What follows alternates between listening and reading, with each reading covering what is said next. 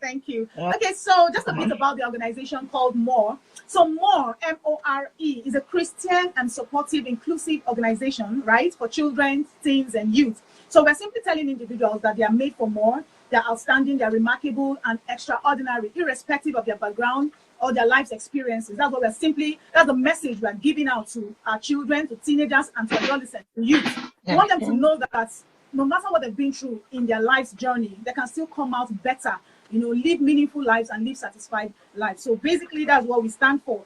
And, our vision is to connect them to God, help them connect with themselves, because a lot of people wondering, especially children and youth, don't know who they are. So we're here to help them connect with themselves and help them connect with others to have that meaningful life. And we're doing this through empowering them, creating sensitization, creating awareness. Parents should also help their children. So these are all we're doing through this organization.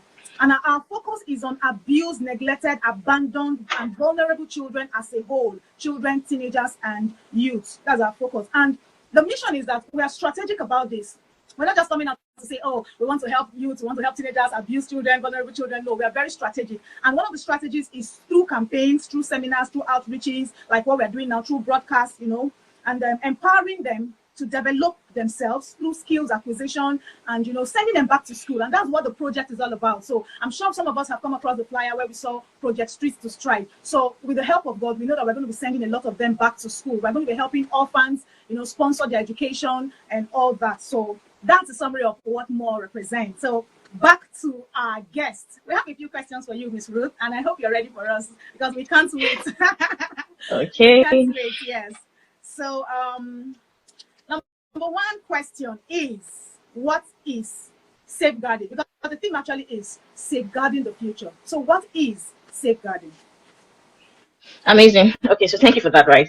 So when we hear the word safeguarding, right, there are two keywords there: to save and to guide, right? Yeah. Typically, when we say save, it's for us to stay away from danger, right?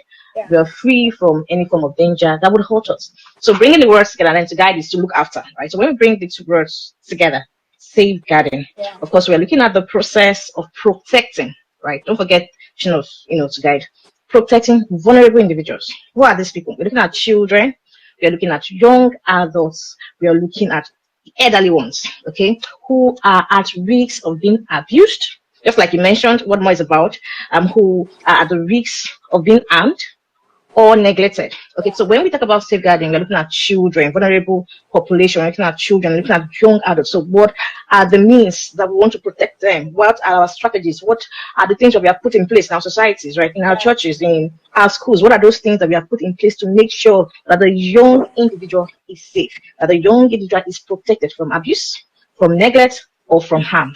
Okay, I think that's basically what safeguarding is. Okay. Wow. Quite amazing. That is huge. And talking about decision making, what's the psychology behind indecisiveness or decision making? Okay, I'll start with what is decision making. So when we just hear about decision making, it's simple. How do we make decisions? Yeah. Okay, so this is a shirt that I want to wear.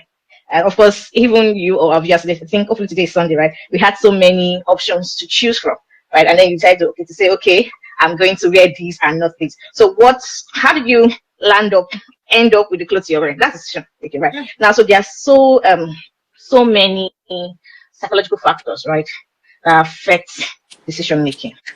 Okay, so when we look at children, we're looking at vulnerable young ones, right? We're looking at children, we're looking at young adults, and we're saying, okay, so what is that? I look at psychological factors, right? So what is that thing that goes on in their head before they decide?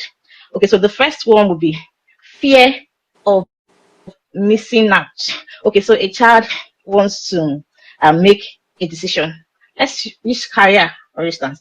And, so I want to study medicine, or I want to study, let's say engineering. And then they begin to think in their head. So if I study medicine, what do I stand to gain, right? Okay, so if I don't study engineering, what will I miss out, right? So the fear of, what will I miss out if I don't do this particular decision, right? So we're having fear. So fear is really a major one. So fear of missing out. And then there's also fear of, am I doing the right thing?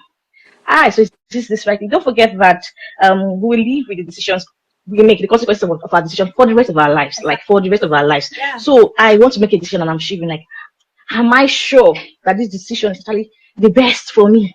What if it's right? What if it's wrong, right? And so this it's also a psychological factor that children also think about. Then of course we are going to be looking at low self-esteem. Most times, over times, right, children have made, well, I said, some decisions and it didn't really turn out well for them, right? And then they're feeling like, oh, they are not worthy enough. They do not have that self-worth, right? To be able to decide, to be able for them to know that, this decision I've taken is the best. And so when low self-esteem comes into play, they look down on themselves and they are really not ready to own that decision. Why? Because what if I fail? They are no longer confident of their ability, right?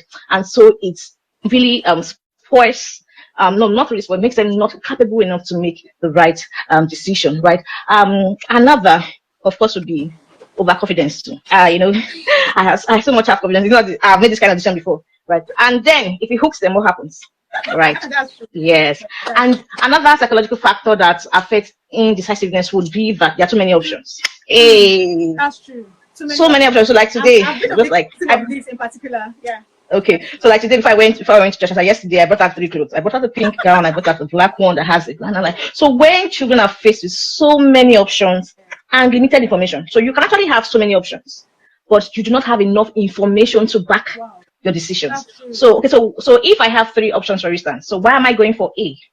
Why am I not going for B? Now, so it takes a teenager, the young vulnerable, adults or children to know that, okay, so this is a prawn of A and B. This is, if I go with C, this is my prawn, this is my cons, right? This is what I stand to gain, this is what I'll be losing. So if they don't have enough information with having many options, confusion sets in. I'm like, so what do I do? What do I do? And then of course they waste time and energy on that.